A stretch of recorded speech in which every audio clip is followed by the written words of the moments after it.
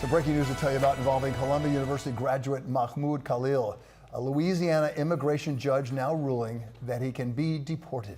Khalil, a prominent pro-Palestinian activist, was in the country legally when he was taken into federal custody last month outside of his Columbia University apartment and ultimately transferred to a detention center in Louisiana. Meanwhile, the Trump administration said that his activism was anti-Semitic. That controversy has only grown. Here's Darla Miles.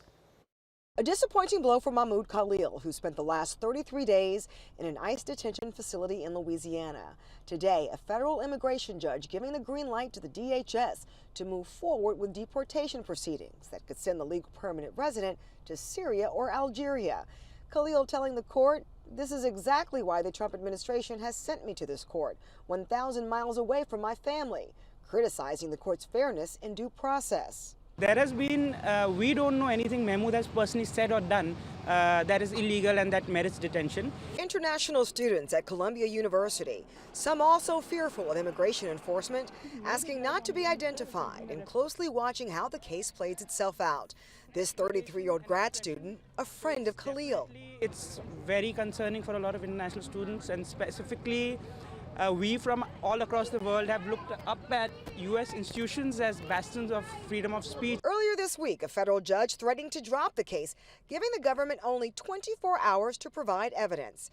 Instead, Secretary of State Marco Rubio writing a memo saying the basis for this determination is the alien's past, current, or expected beliefs, statements, or associations that are otherwise unlawful, saying Khalil's presence or activities would compromise a compelling U.S. foreign policy interest. The Secretary of State says, without analysis or evidence, that he deems Mahmoud a threat to national security.